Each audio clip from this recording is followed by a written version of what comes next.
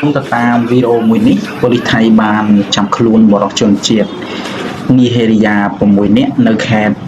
ណាន់ថានបូរីនៅច័ន្ទបុរីនៅច័ន្ទបុរីប្រទេសថៃបន្ទាប់ពីរកឃើញថាពួកគេដំណើរការបណ្ដាញ Roman Scam ដ៏ធំមួយដែលប្រើប្រាស់បច្ចេកវិទ្យា AI បង្កើតមុខមនុស្សខ្លាំងៗនិងវីដេអូខលបោកប្រាស់ជនរងគ្រោះតាមការស៊ើបអង្កេតបណ្ដាញនេះបានប្រើប្រាស់ AI ដើម្បីបង្កើតរូបភាពស្រីស្អាតបរិសុទ្ធមានមុខមាត់ល្អដូចជាមនុស្សពិតហើយប្រើប្រាស់វីដេអូខលខ្លាំងៗដើម្បីបង្កើតទំនាក់ទំនងស្នេហាជាមួយនឹងជនរងគ្រោះតាមអ៊ីនធឺណិតបន្ទាប់ពីទទួលបានការទុកចិត្តពួកគេក៏ចាប់ផ្ដើមស្នើសុំប្រាក់ដោយប្រើហេតុផលជាច្រើនដូចជាត្រូវការលុយព្យាបាលជំងឺជាបន្ទាន់បញ្ហាធ្វើដំណើរការវិនិយោគឬការសុំជំនួយបន្ទាន់អាជ្ញាធរថៃបាននិយាយថាក្រុមនេះបានប្រើប្រាស់បច្ចេកវិទ្យា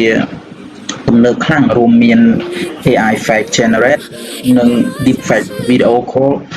ដែលធ្វើឲ្យជនរងគ្រោះពិបាកនឹងសម្គាល់ថាជាមនុស្សពិតឬជាការបោកប្រាស់ឬមិនមែនជាការបោកប្រាស់ប៉ូលីសក៏បានរឹបអូសនៅកុំព្យូទ័រទូរស័ព្ទឧបករណ៍អេឡិចត្រូនិកជាច្រើនដែលត្រូវបានគេជឿថាប្រើប្រាស់ដើម្បីដំណើរការបោកប្រាស់លក្ខណៈជាអន្តរជាតិករណីនេះកំពុងតែធ្វើឲ្យមានការព្រួយបារម្ភកាន់តែខ្លាំងអំពីការប្រើប្រាស់ AI ក្នុងបទល្មើសអ៊ីនធឺណិតពីព្រោះបច្ចេកវិទ្យាថ្មីអាចបង្កើតមនុស្សខ្លាំងៗដែលស្ទើរតែមិនអាចបែងចែកថាមួយណាពិតប្រាកដបានអាជ្ញាធរថៃបានប្រមានប្រជាពលរដ្ឋកុំឲ្យផ្ញើប្រាក់ទៅមនុស្សដែលស្គាល់តាមរយៈអនឡាញប៉ុណ្ណោះហើយគួរប្រុងប្រយ័ត្នចំពោះវីដេអូខលឬក៏រូបភាពដែលត្រូវបានគេបង្កើតដោយ AI